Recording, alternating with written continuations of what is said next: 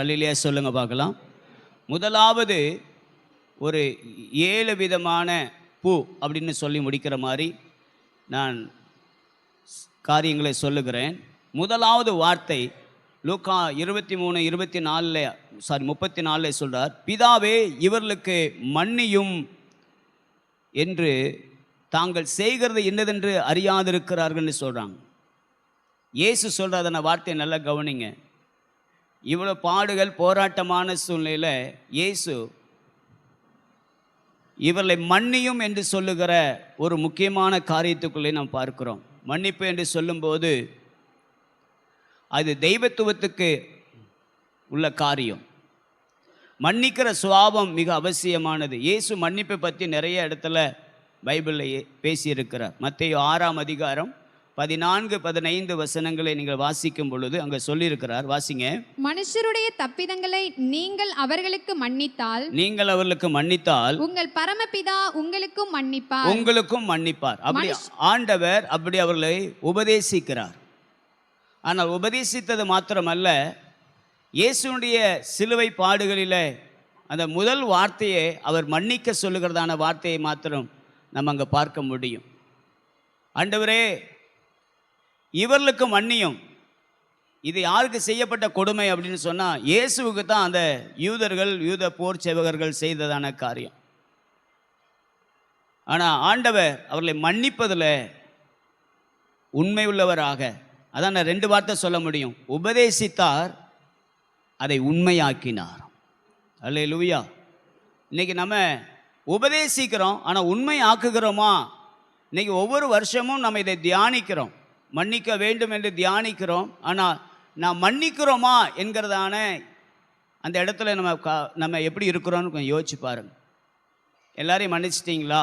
இந்த வருஷத்தின் ஒரு கால் பகுதியை நம்ம நிறைவேற்றி விட்டோம். இனி இருக்கிறதான இந்த கொஞ்ச காலங்களில் இயேசுனுடைய வருகை அதி சீக்கிரமாக இருக்கிறது. நாம் இந்த மன்னிப்பு என்கிறதான தெய்வத்தினுடையதான அந்த கிருபையை நாம் பெற்று எப்படிப்பட்ட மனிதனையும் மன்னிக்க கர்த்தர் நமக்கு கிருபை பாராட்டுவாராக. ஒரு அல்லேலூயா சொல்லுங்க பார்க்கலாம். ஆண்டவராகிய இயேசு மன்னிக்க சொன்னவர், மன்னித்தார். ஒரு 3 காரியத்தை உங்களுக்கு முன்பதாக வைக்க விரும்புகிறேன். ஒன்று, நம்முடைய கர்த்தர் மன்னிக்கிறவர். ஆமென் சொல்லுங்க பார்க்கலாம். அல்லேலூயா. அவருடைய குணத்தில் ஒன்று என்னது? மன்னிக்கிற சுபாவம். நீங்கள் வாசிச்சு பாருங்களேன். யாத்திரையாகமம் 34:7. 1000 தலைமுறைகளுக்கு இரக்கத்தை காக்கிறவர், அக்கிரமத்தையும் மீறுதலையும் பாவத்தையும் மன்னிக்கிறவர். போதும். ஒரு அல்லேலூயா சொல்லுங்க பார்க்கலாம். அவர் என்ன செய்வாராம்? அக்கிரமத்தையும் மீறுதலையும் பாவத்தையும் மன்னிக்கிறவர். அவர் மன்னிக்கிற தேவன். அல்லேலூயா. சங்கீதம் 86:5. ஆண்டவரே, நீர் நல்லவரும் மன்னிக்கிறவரும் உம்மை நோக்கி கூப்பிடுகிற யாவர் மேலும் கிருபை மிகுந்தவருமாய் இருக்கிறீர். மன்னிக்கிறவரா இருக்கிறார். ஒரு அல்லேலூயா சொல்லுங்க பார்க்கலாம். ஏசாயா 55:7 நீங்க எடுத்து வாசி பார்த்தீங்கன்னா அங்க ரொம்ப அழகா சொல்லப்பட்டிருக்கு. ஏசாயா 55:7. துன்மார்க்கன் தன் வழியையும் அக்கிரமக்காரன் தன் நினைவுகளையும் விட்டு கர்த்தரிடத்தில் திரும்ப கடவன். ஒரு அல்லேலூயா சொல்லுங்க பார்க்கலாம். அடுத்து, அவர் அவன் மேல் மனதுருகுவார். நம்முடைய தேவனிடத்துக்கே திரும்ப கடவன். அவர் மன்னிக்கிறதற்கு தயை பெருத்தவராய் இருக்கிறார். கையை வைத்து ஒரு அல்லேலூயா சொல்லுங்க பார்க்கலாம். அவருடைய பிள்ளைகளாகிய நீங்களும் நானும் மன்னிக்கிறதான இருதயத்தை கர்த்தர் நமக்கு தருவாராக. மன்னிக்கலைன்னா சில இடத்துக்கெல்லாம் போக முடியாது. மன்னிக்கலைன்னா சில வார்த்தையை பேச முடியாது. சிலர் சொல்லுவாங்க, என்ன ஆனாலும் நான் அந்த ஆளை மன்னிக்க முடியாது. ஆனால் இயேசு மன்னிக்க சொல்கிறார். ஒரு அல்லேலூயா சொல்லுங்க பார்க்கலாம். அல்லேலூயா. மன்னிப்புன்னு என்னைக்கு இருக்குதோ அந்த இடத்துல மறுபடியும் ஒரு இணைப்பை கத்த தருவார். ஒரு அல்லேலூயா சொல்லலாமா? எனக்கு அருமையான கர்த்தருடைய பிள்ளைகளே, 1 யோவான் 2:2 கர்த்தர் மன்னிக்கிறவர் என்ற வார்த்தையில் ஒரு வார்த்தை சொல்லப்பட்டிருக்கு.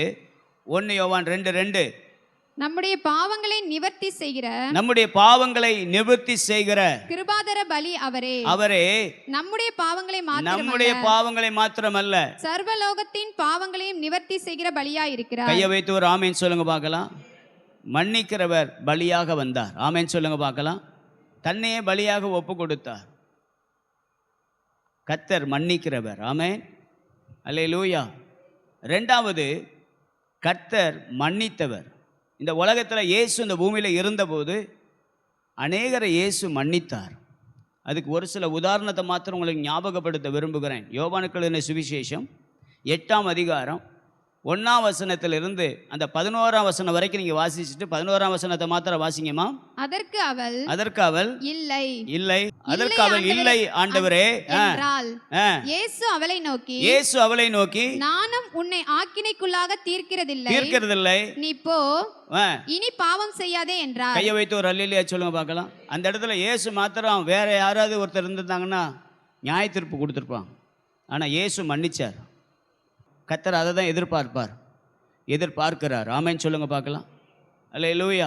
சில நேரம் புருஷனை கூட சிலர் மன்னிக்க மாட்டாங்க, மனைவியை மன்னிக்க மாட்டாங்க, சில பிள்ளைங்களை மன்னிக்க மாட்டாங்க. ஆனால் கர்த்தர் சொல்கிறாரு நம்ம மன்னிக்கணும்னு சொல்கிறார். ஒரு அல்லேலூயா சொல்ல பார்க்கலாம். இயேசு மன்னித்தார், கர்த்தர் மன்னித்தார். அதே மாதிரி இன்னொரு வசனத்தை அப்படியே வாசிங்க. லூக்கா எழுதின சுவிசேஷம் 7ஆம் அதிகாரம் 48வது வசனம். 37லேருந்து 48 வரைக்கும் அந்த சம்பவம் இருக்கு. ஆனா 48வது வசனத்தை வாசிங்க. அவளை நோக்கி உன் பாவங்கள் மன்னிக்கப்பட்டது என்றார். உன் பாவங்கள் உனக்கு என்ன செய்யப்பட்டது? மன்னிக்கப்பட்டது. அங்கேயும் ஆண்டவர் நியாய தீர்ப்பு கொடுக்கல.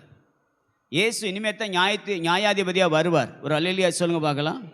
அல்லேலூயா. ஆனா இப்போ நம்ம மன்னிக்கிற இடத்துல இருக்கணும். என்னைக்கு நம்ம வாழ்க்கையில மன்னிப்புங்கிறதான வார்த்தை இருக்குதோ அன்னைக்கு தான் நம்ம வாழ்க்கையில் நிறைவான ஒரு ஆசீர்வாதத்தை கர்த்தர் நமக்கு தர உண்மையுள்ளவராக இருக்கார். நம்ம மனசு லகுவாக இருக்கும். எத்தனை பேர் ஆமேன்னு சொல்கிறீங்க? அல்லேலூயா.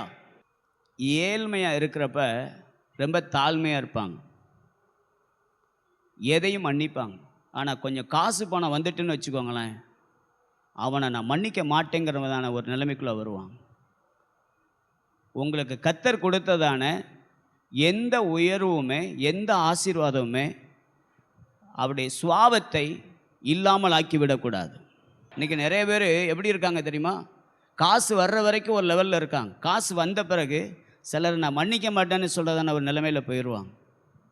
நான் சொல்லுவேன், காசு பணத்திட்ட இல்லாத ஒரு குணம் ரட்சிக்கப்பட்டவங்கள்ட்ட இருக்கணும். அதான் மன்னிக்கிற குணம். எத்தனை பேர் ஆமேன்னு சொல்லுவீங்க? அல்லேலூயா.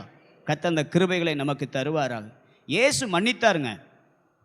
மத்தேயு 9:2 அங்கே படுக்கையிலே கிடந்த ஒரு திமிர்வாதக்காரனை அவரிடத்தில் கொண்டு வந்தார்கள். இயேசு அவர்களுடைய விசுவாசத்தை கண்டு திமிர்வாதக்காரனை நோக்கி, மகனே திடன் கொள், உன் பாவங்கள் உனக்கு மன்னிக்கப்பட்டது என்றார். உன் பாவங்கள் உனக்கு என்ன செய்யப்பட்டது? மன்னிக்கப்பட்டது. இயேசு மன்னிச்சாருங்க. இன்னைக்கு நம்ம வாழ்க்கையில் நம்ம இயேசு மன்னித்தது போல நான் மன்னிக்கிறோமா அப்படிங்கிறத சற்று யோசிச்சு பாருங்க. அப்படி இல்லைன்னா இன்னைக்கு ஆண்டவர்கிட்ட போகும்போது, ஆண்டவரை என்னை மன்னியும் ஆண்டவரேன்னு கேளுங்க. இன்றைக்கி நிறைய பேர் மன்னிக்கிறதில் ரொம்ப கடினமாக இருக்காங்க. அந்த கடினத்திற்கு காரணம் என்ன? உங்களுடைய உயர்வா, இல்லைன்னா உங்களுடைய படிப்பா? வீட்டில் 2 பேர் டிகிரி வாங்கியிருப்பாங்க. அந்த டிகிரி வாங்கினதுனால நீயும் படிச்சிருக்க, நானும் படிச்சிருக்கேன், நீனும் சம்பாதிக்கிற, நானும் சம்பாதிக்கிறேன். அந்த எண்ணம் வந்துச்சுனாலே உங்களுக்கு மன்னிக்கிறதான சுபாவம் போயிடும். எத்தனை பேர் ஆமேன்னு சொல்கிறீங்க? அல்லேலூயா சொல்லலாமா? மன்னிக்கிற இருதயம் நமக்கு அவசியம் தேவை. அல்லேலூயா. மூன்றாவது, அவர் மன்னிக்க சொன்னார். ஆமேன்னு சொல்லுங்க பார்க்கலாம். மன்னிக்க சொன்னார். மத்தேயு 18ஆம் அதிகாரம் 20லேருந்து 35ஆம் வசனம் வரைக்கும். ஆனால் 35வது வசனத்தை மாத்திரம் வாசிக்க அன்போடு கேட்கிறேன். நீங்களும் அவனவன் தன் சகோதரன் செய்த தப்பிதங்களை மனப்பூர்வமாய் மன்னியாமல் போனால் என் பரமபிதாவும் உங்களுக்கு இப்படியே செய்வார் என்றார். உங்களுக்கும் இப்படியே செய்வார். மார்க் 11ஆம் அதிகாரம் 25, 26. நீங்கள் நின்று ஜெபம் பண்ணும்போது ஒருவன் பேரில் உங்களுக்கு யாதொரு குறை உண்டாயிருக்குமானால் பரலோகத்தில் இருக்கிற உங்கள் பிதா உங்கள் தப்பிதங்களை உங்களுக்கு மன்னிக்கும்படி அந்த குறையை அவனுக்கு மன்னியுங்கள். இது மன்னிக்கிறதுல ஒரு பெரிய முக்கியமான காரியம். நீங்க மன்னிச்சா இயேசு உங்களுக்கு மன்னிப்பார். அப்படிதான் நமக்கு சொல்லி கொடுக்கிறார். ஆமென் சொல்லுங்க பார்க்கலாம். அப்போ கர்த்தர் மன்னிக்க சொன்னவர். 3 கருத்தை சொன்னேன். கர்த்தர் மன்னிக்கிறவர், கர்த்தர் மன்னித்தவர், கர்த்தர் மன்னிக்க சொல்லுகிறவர். ஆமென் சொல்லுங்க பார்க்கலாம். அல்லேலூயா. இந்த நாட்கள் நம்முடைய வாழ்க்கையில் இந்த மன்னிப்பை குறித்து நீங்கள் எப்படி இருக்கிறீங்கன்னு கொஞ்சம் நினச்சி பாருங்கள். இன்றைக்கி நிறைய பேர் மன்னிக்கிறதுல நம்ம குறைவாகவே இருக்கோம். கர்த்தர் அந்த கிருபையை தந்து எந்த சூழ்நிலையும் மன்னியாத தன்மை இருக்குமானா ஒரு ஆள்கிட்ட நம்ம சரியாகவே பேச முடியாது. எனக்கு அருமையான கர்த்தருடைய பிள்ளைகளே, இயேசுனுடையதான முதல் வார்த்தை, பிதாவே இவர்களுக்கு என்ன செய்யும்? மன்னியும், இவர்கள் தாங்கள் செய்கிறது இன்னதென்று அறியாதிருக்கிறார்கள். மன்னிக்கிற ஒரு சுபாவம், மன்னிப்பு. ரெண்டாவது வார்த்தை லூக்கா 23:43. இயேசு அவனை நோக்கி இன்றைக்கு நீ என்னுடனே கூட பரதீசில் இருப்பாய் என்று மெய்யாகவே உனக்கு சொல்லுகிறேன் என்றார். உனக்கு சொல்லுகிறேன் என்று சொல்லுகிறார். கையை வைத்து ராமேன் சொல்லுங்க பார்க்கலாம். ஆண்டவருடைய நல்ல நாம மகிமைப்படட்டும். இன்றைக்கு நீ என்னுடனே கூட என்ன செய்வாய்? இன்னைக்கு இந்த நிறைய குற்றச்சாட்டோடு இயேசு கிறிஸ்துவனுடையதான வலது பக்கத்தில் ஒரு கள்ளனும் இடது பக்கத்தில் ஒரு கள்ளனுமாக இருக்கிறான். அதில் ஒருத்தன் அவரை அந்த நிலையிலையும் நிந்திக்கிறான். ஆனால் ஒருத்தன் உண்மையாக மனம் திரும்புகிறான். ஒரு அல்லேலூயா சொல்லுங்க பார்க்கலாம்.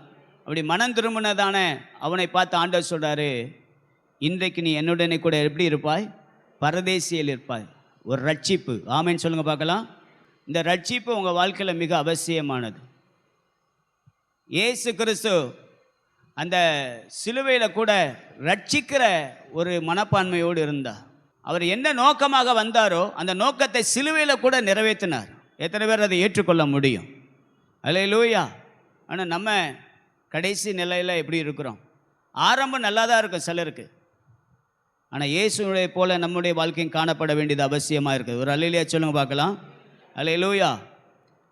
வேதாகமத்தில் கர்த்தரே நமக்கு ரட்சிப்பாக இருக்கிறார். ஆமென் சொல்லுங்க பார்க்கலாம். கர்த்தரே ரட்சிப்பு. ஏசாயா 12:2. இதோ தேவனே என் ரட்சிப்பு, தேவனே என் ரட்சிப்பு. இது எல்லாம் சொன்னது யாருன்னா ஏசாயா சொல்றதான ஏசாயா தீர்க்கதரிசி சொல்ற வார்த்தை என்னவா?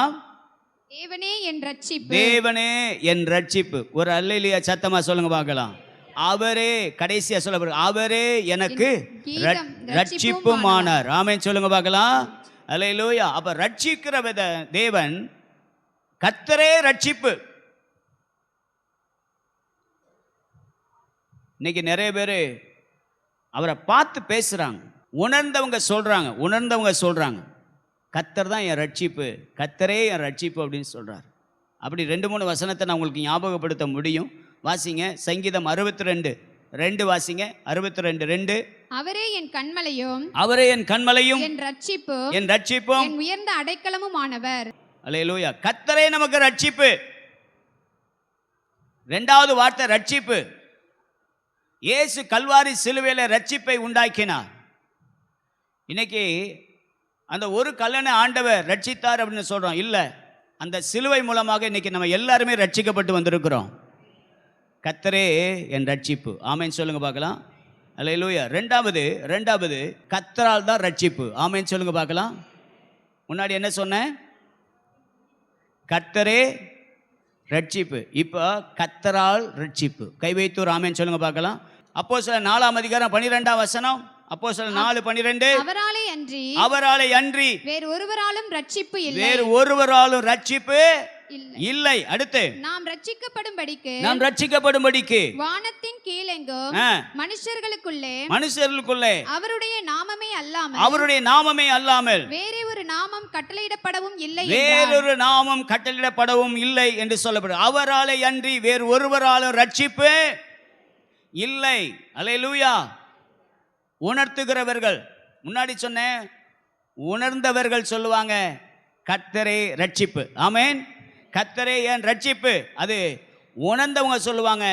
இது இன்னொருத்தவங்களை உணர்த்துறவங்க சொல்லுவாங்க கர்த்தரால் தான் ரட்சிப்பு. ஆமென் சொல்லுங்க பார்க்கலாம். கர்த்தரால் தான் நமக்கு ரட்சிப்பு வரணும், வேற யாரால் நமக்கு ரட்சிப்பு வராது. ஆமென் சொல்லுங்க பார்க்கலாம். வாசிங்க.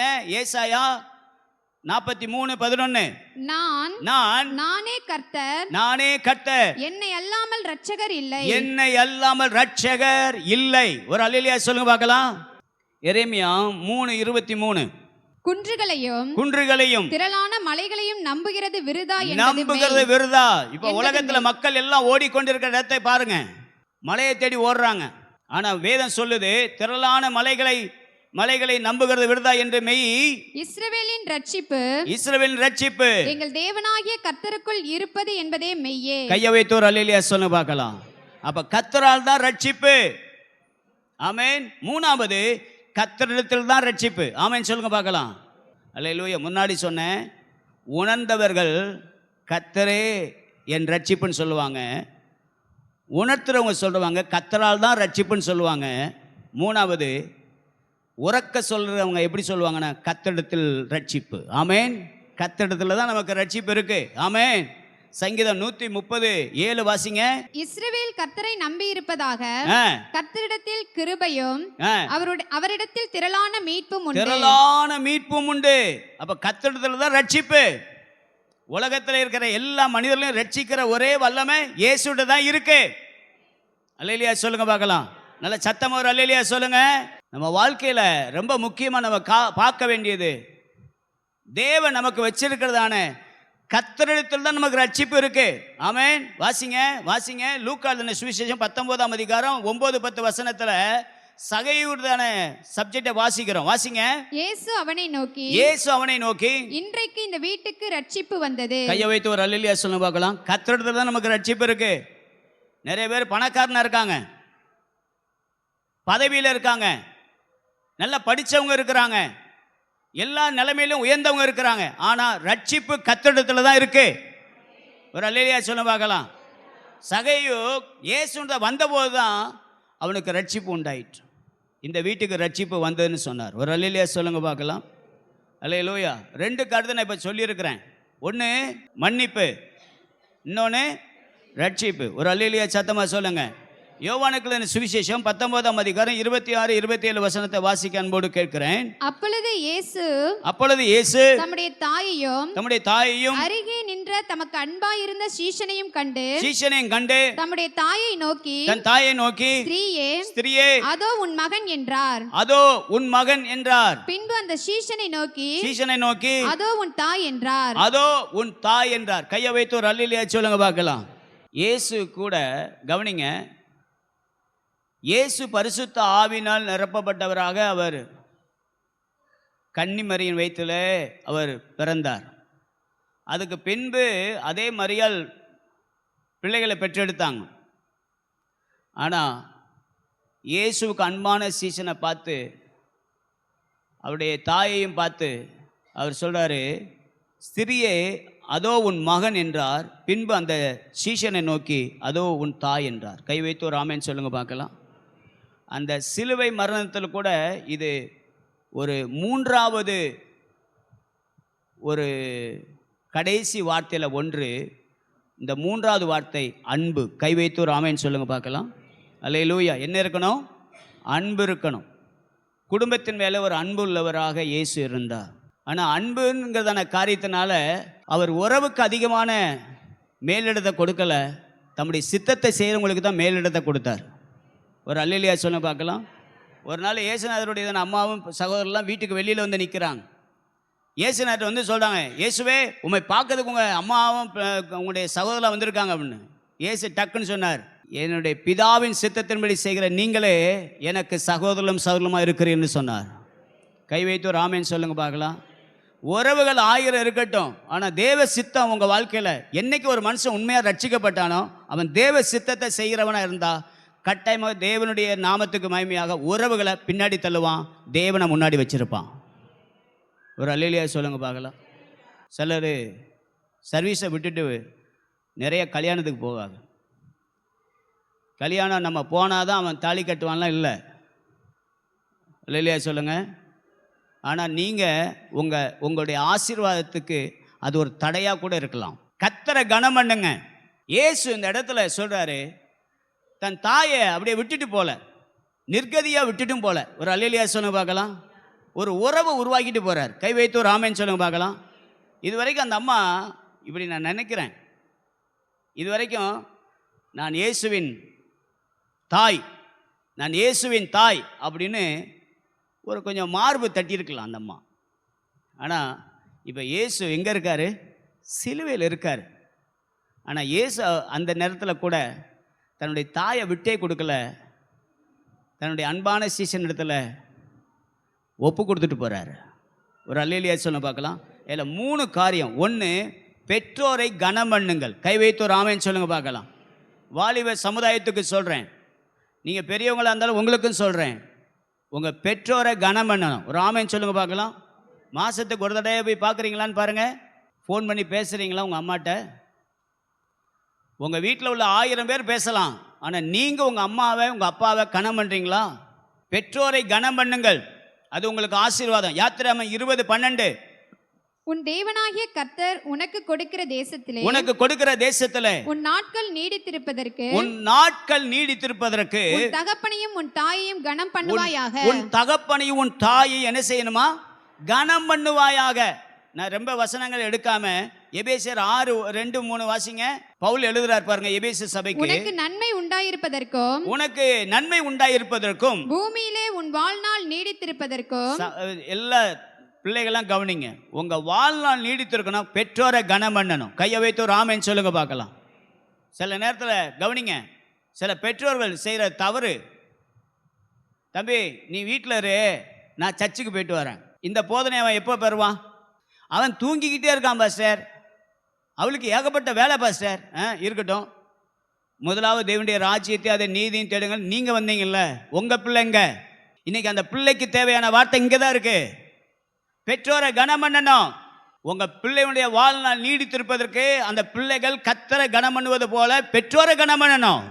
நல்லா கவனிச்சுக்கோங்க. இன்னைக்கு நிறைய பெற்றோர்கள் சபையில் இருக்கீங்க, ஆனால் உங்கள் பிள்ளைங்க கர்த்தருடைய ஆலயத்தில் இருக்காங்களான்னு பாருங்கள். உங்கள் பின் சந்ததிகளை என்ன செய்ய போகிறீங்க? இன்றைக்கி எங்கள் அம்மா திட்டுவாங்க, எங்கள் அப்பா திட்டுவாங்கன்னு அந்த பிள்ளை வருது. ஆனால் ஒருவேளை நம்ம பரலோகத்துக்கு போகிறதான ஒரு சூழ்நிலை இருந்தால் கூட நம்ம பிள்ளை அடுத்த வாரம் சர்ச்சுக்கு வருமா? அப்போ இந்த பெற்றோரை கனம் பண்ணுங்கிறதான டீச்சிங் எங்கே இருக்கணும்? எங்கே இருக்குது? ஆலயத்தில், சர்ச்சில் இருக்கு. அந்த அந்த ஆலயத்தின் ஆராதனைக்கு உங்கள் பிள்ளை வரணும். அல்லேலூயா சொல்லுங்க. கர்த்தரை கனம் பண்ணுங்க. உபாகம் 5:16 வாசிங்கப்பா, அது மாத்திரம். உபாகம் 5:16. உன் தேவனாகிய கர்த்தர் உனக்கு கொடுக்கிற தேசத்திலே உன் நாட்கள் நீடித்திருப்பதற்கு, உன் நாட்கள் நீடித்திருப்பதற்கு, நீ நன்றாய் இருப்பதற்கு, நீ நன்றாய் இருக்கணும்னா. உன் வாலிப தேவனாகிய பிள்ளையே கவனிங்கம்மா, வாலிப தங்கச்சி தம்பிமார் நல்லா கவனிங்க. சில நேரம் எனக்கு கம்ப்யூட்டர் தெரியும், உன் கம்ப்யூட்டரை வச்சு ஒன்றுமே செய்ய முடியாது. ஒரு அல்லேலூயா சத்தமாக சொல்லுங்க பார்க்கலாம். நீ சம்பாதிக்கலாம். நீங்கள் நிறைய பேருக்கு கம்ப்யூட்டர் தெரியுதுனால அம்மாவை ரொம்ப அலட்சியமாக பேசுகிறாங்க. கர்த்தரை கனம் பண்ணணும், அடுத்து பெற்றோரை கனம் பண்ணணும். ஒரு ஆமென் சொல்லுங்க பார்க்கலாம். அல்லேலூயா. அதனால் பெற்றோர்களாகிய நாம் அந்த பிள்ளைகளுக்காக அதிகமாக ஜெபிக்கணும். பிள்ளைகள் பெற்றோரை என்ன செய்யணும்? கனம் பண்ணணும். அடுத்த ஒரு வசனத்தை வாசிக்க நம்ம விரும்புகிறேன். 2வது, பெற்றோரை கவனித்துக் கொள்ளுங்கள். என்ன செய்யணும்? பெற்றோரை கவனிக்கணும். நீதிமொழிகள் 23:22 வாசிங்க. உன்னை பெற்ற தகப்பனுக்கு செவி கொடு, உன்னை பெற்ற தகப்பனுக்கு செவி கொடு, உன் தாய் வயது சென்றவள் ஆகும்போது அவளை அசட்டை பண்ணாதே. அவளை அசட்டை பண்ணாத. பெற்றோரை கவனி. இன்னைக்கு எத்தனையோ பெற்றோரை பிள்ளைங்க அடிக்கிறாங்கங்க, அதெல்லாம் வேதனை. ஒரு அல்லேலூயா சொல்லுங்க பாப்போம். கவனிக்கணும். இன்னைக்கு நிறைய பேர் பெற்றோரில் கவனிக்கிறது இல்லை. ஒரு லெவலுக்கு மேலே போனவொடனே பெற்றோரை விட்டுருதாங்க. இல்லை, அப்படி செய்யக்கூடாது. வாசிங்க. ஒரே ஒரு மனுஷன் ஞாபகப்படுத்த விரும்புகிறேன். ஆதியாகமம் 47:12. யோசேப்பு தன் தகப்பனையும் தன் சகோதரரையும் தன் தகப்பனுடைய குடும்பத்தார் அனைவரையும் அவரவர்கள் குடும்பத்துக்கு தக்கதாக ஆகாரம் கொடுத்து ஆதரித்து வந்தான். ஆகாரம் கொடுத்து என்ன செய்தானா? கையை வைத்து ஒரு அல்லேலூயா சத்தமா சொல்லுங்க பார்க்கலாம். அதாங்க யோசேப்பு. ஒரு அல்லேலூயா சத்தமா சொல்லுங்க. பெற்றோர் என்ன செய்யணும்? கவனிக்கணும். வயசாயிடுச்சுன்னு சொல்லி ஒரு நாள் அலட்சிய நிலைமை வரக்கூடாது. அம்மா பார்த்து உனக்கு என்ன தெரியும் அப்படின்னு கேட்குற பிள்ளை வருத்தப்பட்டுக்காதீங்க, விளங்குறதுக்கு வாய்ப்பே இல்லை. அல்லேலூயா சொல்லுங்க. அல்லேலூயா, அல்லேலூயா. பணம் காசு இருக்கலாங்க, பெற்றோரை கவனித்துக் கொள்கிற இருதயம். அந்த பாருங்களேன், யோசேப்பு தன் தகப்பனையும் தன் சகோதரனையும் தன் தகப்பனுடைய குடும்பத்தார் அனைவரையும் அவரவர் குடும்பத்திற்கு தக்கதாக ஆகாரம் கொடுத்து ஆதரித்து வந்தார், கவனிச்சு வந்தார். அல்லேலூயா. எனக்கு அந்த காலத்தில் உள்ள மக்கள் ரொம்ப பிடிக்கும். எப்படி தெரியுமா? என்னதான் வயசானவங்க என்ன காரியம் செய்தாலும் அவங்கள கவனிக்கிறதுல, அவங்கள பராமரிக்கிறதுல எவ்வளோ ஒரு மகிமை. அது உங்கள் குடும்பத்துக்கு ஆசீர்வாதமாய் வந்து நிற்கும். ஒரு அல்லேலூயா சொல்லுங்க பார்க்கலாம். மூன்றாவது, பெற்றோரை காத்து கொள்ளுங்கள். என்ன செய்யணும்? பெற்றோர் என்ன செய்யணும்? காத்து கொள்ளணும். நீதிமொழிகள் 1:8. என் மகனே, என் மகனே, உன் தகப்பன் புத்தியை கேள், தகப்பன் புத்தியை கேள், உன் தாயின் போதகத்தை தள்ளாதே, போதகத்தை தள்ளாதே. 6:20. என் மகனே, என் மகனே, உன் தகப்பன் கற்பனையை காத்துக்கொள், காத்துக்கொள். உன் தகப்பன் கற்பனை என்ன செய்? காத்துக்கொள். தாயின் போதகத்தை தள்ளாதே, தள்ளாதே. அவங்கள காத்துக்கிடணும்.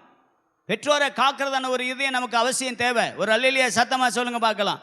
என்னதான் வீட்டுக்கு வந்த மருமகன் என்ன சொன்னாலும் உங்க பிள்ளை உங்க பெற்றோரை என்ன செய்யணும்? காத்துக்கொள்றதுல கவனமா இருங்க. எத்தனை பேர் ஆமென் சொல்லுவீங்க? அல்லேலூயா சொல்ல பார்க்கலாம். அவங்கவுங்க வீட்டில் உள்ளதானே அவங்க பெற்றோரை அவங்க சரியா பார்க்கணும். மாமியார் தானே அப்படின்னு நீங்க குறைச்சி செஞ்சீங்கன்னா, நான் சொல்றேன், யாரும் வருத்தப்பட்டுக்காதீங்க, அது உங்களுக்கு ஆசீர்வாதமா இருக்காது. அல்லேலூயா சொல்ல பார்க்கலாம். நீங்க உங்க கணவன் வீட்டு பக்கமோ இல்லை நீங்க உங்க மனைவி வீட்டு பக்கமோ எப்படி அவங்கள நேசிச்சு கருதைங்களை செய்றீங்களோ அதை கர்த்தர் பார்க்கிறாரு. ஆமென் சொல்லுங்க பார்க்கலாம். பெற்றோரை காத்து கொள்ளுங்க. அல்லேலூயா. லேவியராமா 19:3. உங்களில் அவனவன் தன் தன் தாய்க்கும் தன் தன் தகப்பனுக்கும் பயந்திருக்கவும் என் ஓய்வு நாட்களை ஆசரிக்கவும் கடவீர்கள். போதும். ஒரு அல்லேலூயா சொல்லுங்க பார்க்கலாம். பயந்திருக்கணும். பெற்றோர்னா ஒரு தனி மரியாதை இருக்கணும். எத்தனை பேர் ஆமென் சொல்லுவீங்க? அல்லேலூயா சொல்லுங்க பார்க்கலாம். 4வது வார்த்தை, இயேசு சொன்னதான, சிலுவையில சொன்னதான 4வது வார்த்தை வாசிங்க. மத்தேயு 27:46. 9ஆம் மணி நேரத்தில் இயேசு ஏலி ஏலி லாமா சபக்தானி என்று மிகுந்த சத்தமிட்டு கூப்பிட்டார். அதற்கு என் தேவனே ஏன் என்னை கைவிட்டீர் என்று அர்த்தமாம். என் தேவனே ஏன் என்னை கைவிட்டீர். ஒரு அல்லேலூயா சொல்ல பார்க்கலாம். அந்த கிரேக்க அரமேய மொழியில எழுதப்பட்டதான வார்த்தை, என் தேவனே ஏன் என்னை கைவிட்டீர். ஒரு அல்லேலூயா சொல்லுவோம். ஆண்டவருடைய நல்ல நாமம் மகிமைப்படட்டும். மார்க் எழுதின சுவிசேஷம் 15ஆம் அதிகாரத்தில் நம்ம வாசிக்கும் போது அதை வாசிச்சோம். 34வது வசனத்துல ஒரு அங்கலாய்ப்பு. ஏன் அவர் அங்கலாய்க்கிறார் தெரியுமா? ஒரு 3 காரியத்தை உங்களுக்கு ஞாபகப்படுத்துறேன். ஏன் இந்த அங்கலாய்ப்பு? இயேசுக்கு ஏன் இந்த அங்கலாய்ப்பு? 1, பாவம் அறியாதவர் நமக்காக பாவமானார். அந்த அங்கலாய்ப்பு. ஆமென் சொல்லுங்க பார்க்கலாம். பாவம் அறியாதவர் பாவமானார். ஆமென். நமக்காக அவர் பாவமாக மரித்தார். அந்த அங்கலாய்ப்பு. பாவமே இல்லை, அவர்கிட்ட என்ன இல்லை? பாவமே இல்லை. ஆனால் பாவியாக எனக்காக அவர் பலியாக மாறினாரே, அந்த அங்கலாய்ப்பு. ஆமென் சொல்லுங்க பார்க்கலாம். அல்லேலூயா. வாசிங்க. ஒரு சில வசனத்தை மாத்திர வாசிக்க விரும்புகிறேன். 2 கொரிந்தியர் 5:21.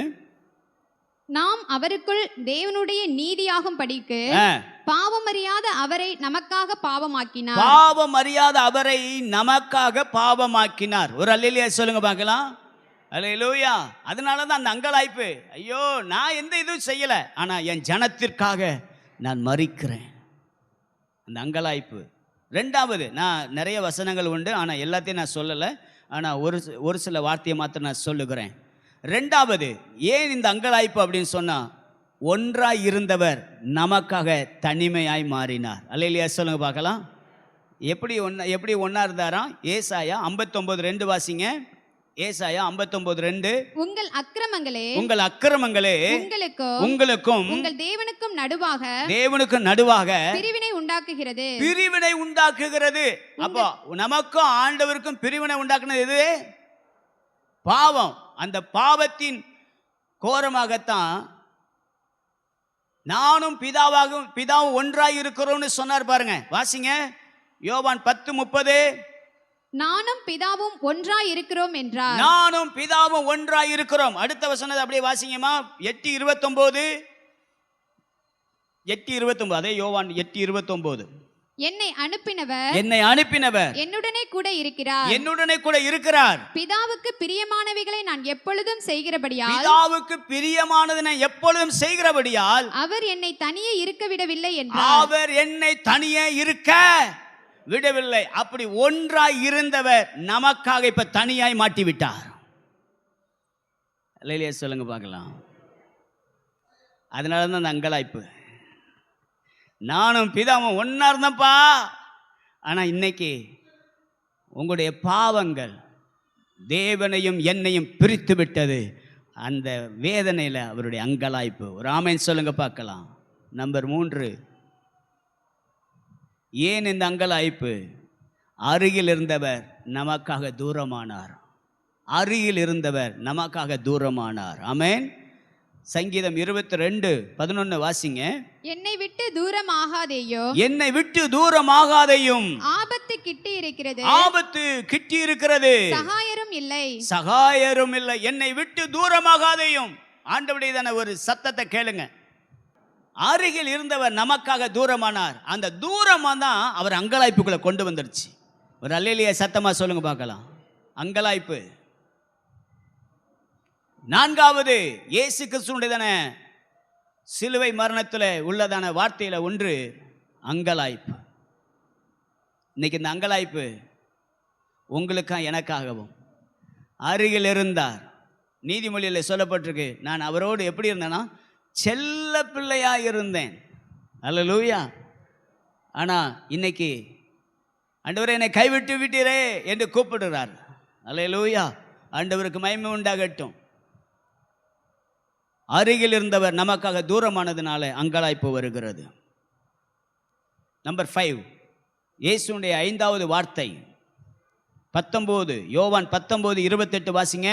அதன் பின்பு எல்லாம் முடிந்தது என்று இயேசு அறிந்து வேத வாக்கியம் நிறைவேறத்தக்கதாக தாகமாய் இருக்கிறேன் என்றார். அல்லேலூயா. ஆண்டவருக்கு மகிமை உண்டாகட்டும். தாகமாய் இருக்கிறேன். எல்லாம் முடிந்தது என்று இயேசு அறிந்து வேத வாக்கியம் நிறைவேறத்தக்கதாக அவர் சொல்றார், நான் தாகமாய் இருக்கிறேன். அல்லேலூயா. இது தவிப்பு. ஒரு அல்லேலூயா சொல்ல பார்க்கலாம். இயேசு தாகமாய் இருந்தார். மத்தேயு 27:48 தாகமாய் இருந்தவர் இயேசு தாகமாய் இருந்தார். வாசிங்க.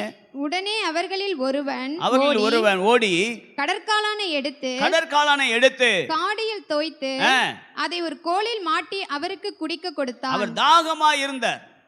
ஆமென். யோவான் 4:8 வாசிங்க. யோவான் 4:8.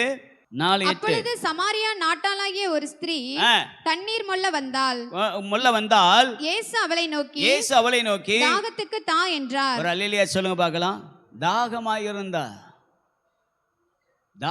இருந்தார். 2வது, தாகத்தை தீர்க்கிறவராயிருந்தார். ஆமென் சொல்லுங்க பார்க்கலாம். அல்லேலூயா. யோவான் 7:37-38 வாசிங்க. பண்டிகையின் கடைசி நாளாகிய பிரதான நாளிலே இயேசு நின்று சத்தமிட்டு ஒருவன் தாகமாய் இருந்தால் என்னிடத்தில் வந்து பானம் பண்ண கடவன். தாகத்தை தீர்க்கிறவர். ஆமென். அல்லேலூயா. அவர் தாகமாய் இருந்தார், தாகத்தை தீர்க்கிறவராய் இருக்கிறார். ஆமென். நீங்க வெளிப்படுத்தின விசேஷத்துல நீ வாசிக்கிறப்ப 21:6 அன்றியும் அவர் என்னை நோக்கி ஆயிற்று நான் ஆல்பாவும் ஒமேகாவும் ஆதியும் அந்தமாய் இருக்கிறேன். தாகமாய் இருக்கிறவனுக்கு நான் ஜீவ தண்ணீர் ஊற்றிலே இலவசமாய் கொடுப்பேன். ஒரு அல்லேலூயா சொல்லுங்க பார்க்கலாம். ஜீவ தண்ணீர் ஊற்றில் இலவசமாய் கொடுப்பேன். கையை வைத்து ஒரு ஆமென் சொல்லுங்க பார்க்கலாம். தாகம் தீர்க்கிறவர். நீங்க உங்க வாழ்க்கையில எத்தனை தாகம் தான் சரி, அவருடைய தாகத்தை நீங்க தீருங்க, உங்க தாகத்தை அவர் தீர்த்துருவார். அல்லேலூயா சொல்லுங்க பார்க்கலாம்.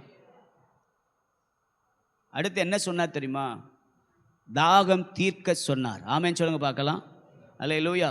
தாகமாய் இருந்தவர், தாகத்தை தீர்த்தவர், தாகத்தை தீர்க்க சொன்னவர். ஆமென். நமக்கு ஒரு கட்டளை கொடுக்கிறார், தாகத்தை தீருங்க. வாசிங்க நீதிமொழிகள் 25:21. உன் சத்துரு பசியா இருந்தால், உன் சத்துரு பசியா இருந்தால் அவனுக்கு புசிக்க ஆகாரம் கொடு. புசிக்க ஆகாரம் கொடு. அவன் தாகமா இருந்தால் குடிக்க தண்ணீர் கொடு. ஒரு அல்லேலூயா சத்தமா சொல்லுங்க. உன் சத்துரு பசியா இருந்தால், ஒரு அல்லேலூயா சொல்லுங்க. நமக்கு இஷ்டமானவங்க நம்ம வீட்டை தேடி வந்தவங்களுக்கு நம்ம கட்டாயமாக கொடுப்போம். ஆனால் நம்ம சத்துருக்கு கொடுப்போமா? தாகம் தீர்க்க சொல்கிறார்.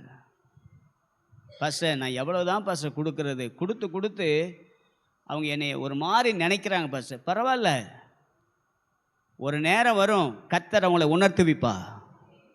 அல்லேலூயா. அந்த உணர்வுள்ள இருதயத்தை கொடுக்க கர்த்தர் தாங்க. எத்தனை பேர் ஆமேன்னு சொல்லுவீங்க? இந்த 5வது தவிப்பு. ஆமேன். உங்கள் வாழ்க்கையில் இந்த தாகமாக இருக்கிறேன்னு இயேசு சொன்னாரே, 3 காரியத்தை செய்தார். ஒரு அல்லேலூயா சொல்லுங்க பாப்போம். அல்லேலூயா. 1, தாகமாக இருந்தவர், தாகத்தை தீர்க்கிறவர், தாகம் தீர்க்க சொன்னவர். ஆமென். நம்பர் 6 வாசிப்போம். யோவான் 19:30. யோவான் 19:30. காடியை வாங்கின பின்பு, இயேசு காடியை வாங்கின பின்பு முடிந்தது என்று சொல்லி தலையை சாய்த்து, கையை வைத்து ஒரு அல்லேலூயா சொல்லுங்க பார்க்கலாம். 6வது வார்த்தை முடிந்தது. முடிப்பு. முடிந்தது என்று சொன்னார். ஆமென் சொல்லுங்க பார்க்கலாம். முடிந்தது. எதெல்லாம் அவர் முடிச்சு வச்சார்? வாசிங்க யோவான் 4:34. இயேசு அவர்களை நோக்கி, நான் என்னை அனுப்பினவருடைய சித்தத்தின்படி செய்து அவருடைய கிரியை முடிப்பதே என்னுடைய போஜனமாய் இருக்கிறது. முதலாவது பிதாவின் சித்தத்தை முடித்தார். கையை வைத்து ஒரு ஆமென் சத்தமா. ஹல்லேலூயா. இந்த உலகத்தில் ஆண்டவர் இன்னைக்கு எல்லாரும் மரிச்சதை ரொம்ப துக்கம் கொண்டாடுவாங்க. இல்லை, நான் சொல்லுவேன், பிதாவுடைய சித்தத்தை செய்து முடித்து விட்டார். ஆமென். ஹல்லேலூயா. அந்த சிலுவை மரணம் தான் கடைசி எல்லை. ஆமென் சொல்லுங்க பார்க்கலாம். இயேசு இவ்வளவு நாள் ஓடினார். எல்லாரும் சாப்பாடு வாங்க போனாங்க, இவர் மாத்திரம் சமரியா ஸ்திரீட்ட உட்கார்ந்து பேசுற அந்த ஆத்துமா ஆதாயப்படுத்துறதுக்கு. ஒரு ஆமென் சொல்லுங்க பார்க்கலாம். ஆனா கடைசியா அவர் முடிந்தது என்று சொன்னது தேவனுடைய சமூகத்தில் கல்வாரி சிலுவையில மாத்திரம்தான். ஒரு ஆமென் சொல்லுங்க பார்க்கலாம். பிதாவின் சித்தத்தை செய்து முடிப்பதே அவர் முடிந்தது என்று சொன்னார். ஆமென் சொல்லுங்க பார்க்கலாம். நம்பர் 2 ரோமர் 16:20. சமாதானத்தின் தேவன் சீக்கிரமாய் சாத்தானை உங்கள் கால்களின் கீழே நசுக்கி போடுவார். போதும். ஒரு அல்லேலூயா சத்தமா சொல்லுங்க பார்க்கலாம். ஆமென். யோவான் 1 யோவான் 3:8. 3:8. பாவம் செய்கிறவன் பிசாசினால் உண்டாயிருக்கிறான். ஏனெனில் பிசாசானவன் ஆதி முதல் பாவம் செய்கிறான். பிசாசினுடைய கிரியைகளை அழிக்கும்படிக்கு தேவகுமாரன் வெளிப்பட்டார். கையை வைத்து ஒரு ஆமென் சொல்லுங்க பார்க்கலாம். இப்ப சொல்றாரு, பிசாசை ஜெயித்து முடித்தார். ஆமென். அல்லேலூயா. பிசாசுடைய கிரியைகளை அழிச்சார். இன்னைக்கு நம்ம எப்படி, நம்மளும் ஒரு நாள் முடிக்காதான சூழ்நிலைக்குள்ளே போவோம். அப்படி முடிக்கும்போது நமக்கு ஒரு வார்த்தை இருக்கணும், கர்த்தர் எனக்கு கொடுத்த என் எல்லையை நான் தொட்டு விட்டேன். அல்லேலூயா சொல்லுங்க பார்க்கலாம். அல்லேலூயா. இன்னைக்கு நிறைய பேர் எதை தான் இப்போ எல்லையாக வச்சுருக்காங்க தெரியுமா? எனக்கு கல்யாணம் முடிஞ்சிச்சு, எனக்கு ஒரு 2 பிள்ளைங்க பிறந்தாங்க, அந்த பிள்ளைகளை நல்லா படிக்க வச்சு, அந்த பிள்ளைகளுக்கு நல்ல வேலை வாங்கி கொடுத்து, அந்த பிள்ளைகள் நல்லா சம்பாதிச்சு, அந்த பிள்ளைகளுக்கு ஒரு கல்யாணத்தை ஏற்படுத்திட்டேன்னா நான் முடிச்சிட்டேன்னு நினைக்கிறாங்க. இல்லை, ரட்சிக்கப்பட்ட உங்களுக்கு எனக்கும் அது முடிவல்ல. பிசாசை ஜெயிக்க வேண்டும். ஆமென். பிசாசுடைய கிரியைகளை அழிக்கும்படியாகவே தேவகுமாரன் வெளிப்பட்டார். அது சிலுவையிலே முடிந்தது என்று முடித்தார். ஆமென். நம்பர் 3 வாசிங்க. யோவான் 1:29. மறுநாளிலே யோவான் இயேசுவை தன்னிடத்தில் வரக்கண்டு, இதோ உலகத்தின் பாவத்தை சுமந்து தீர்க்கிற தேவ ஆட்டுக்குட்டி. 1 யோவான் 3:5. வாசிங்க. அவர் நம்முடைய பாவங்களை சுமந்து தீர்க்க வெளிப்பட்டார் என்று அறிவீர்கள். அவரிடத்தில் பாவம் இல்லை. அவரிடத்தில் பாவம் இல்லை. அப்ப பாவத்தை சுமந்து தீர்த்தார். ஆமென் சொல்லுங்க. 4:10 4:10 1 யோவான் 4:10. நாம் தேவனிடத்தில் அன்பு கூர்ந்ததினால் அல்ல, அவர் நம்மிடத்தில் அன்பு கூர்ந்து நம்முடைய பாவங்களை நிவர்த்தி செய்கிற கிருபாதர பலியாக, நம்முடைய பாவங்களை நிவர்த்தி செய்கிற கிருபாதர பலியாக தம்முடைய குமாரனை அனுப்பினதினாலே அன்பு உண்டாயிருக்கிறது. கையை வைத்து ஒரு அல்லேலூயா சத்தமா சொல்லுங்க பார்க்கலாம்.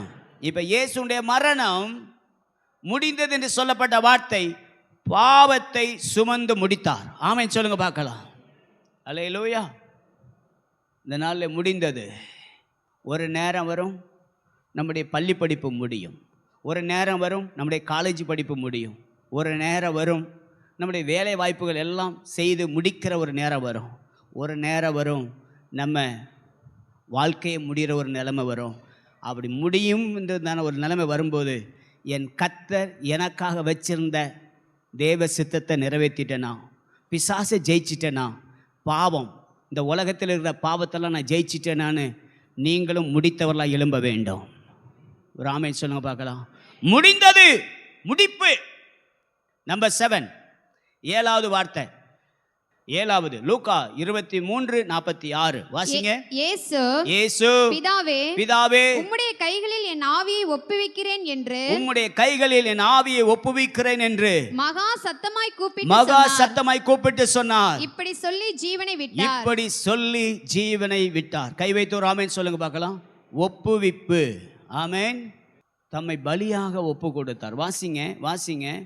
இயேசு இந்த ஒப்புவிப்பை எப்படி செய்தார் பாருங்க. எபிரேயர் 9:14 நித்திய ஆவியினாலே தம்மை தாமே பழுதற்ற பலியாக தேவனுக்கு ஒப்பு கொடுத்த, தம்மை தாமே அந்த வசனம் ரொம்ப அழகா இருக்கு. நித்திய ஆவியினாலே தம்மை தாமே பழுதற்ற பலியாக தேவனுக்கு ஒப்பு கொடுத்த கிறிஸ்துவினுடைய இரத்தம் ஜீவனுள்ள தேவனுக்கு ஊழியம் செய்வதற்கு உங்கள் மனசாட்சியை செத்த கிரியைகளற சுத்திகரிப்பது எவ்வளவு நிச்சயம். ஒரு அல்லேலூயா சொல்லுங்க பார்க்கலாம். பலியாக, பழுதற்ற பலியாக ஒப்பு கொடுத்தார். ஆமென் சொல்லுங்க பார்க்கலாம். எப்படி ஒப்பு கொடுத்தாராம்? அல்லேலூயா. பழுதற்ற பலியாக ஒப்பு கொடுத்தார். இந்த ஒப்புவிப்புங்கிறது சும்மா இல்லை, பழுதற்ற பலியாக நம்மை ஒப்பு கொடுக்க வேண்டும். ஆமென் சொல்லுங்க பார்க்கலாம். ஒரு காலம் நம்ம எல்லாருமே இந்த உலகத்தில் பிறந்த எல்லாருமே பாவியாய் பிறந்தோம், பாவத்தில் தான் வாழ்ந்தோம். ஆனால் இன்னைக்கு இயேசுவின் ரத்தத்தினால மீட்கப்பட்டிருக்கிறோம். ஆனால் இயேசு கிறிஸ்துவினுடைய சமூகத்துக்கு நம்ம போகும்போது, கவனிங்க, இயேசு கிறிஸ்துவினுடைய சமூகத்துக்கு போகும்போது நம்மை பழுதற்ற பலியாக நாம் கொண்டு போய் நிப்பாட்ட வேண்டும், ஒப்பு கொடுக்க வேண்டும். ஆமென் சொல்லுங்க பார்க்கலாம்.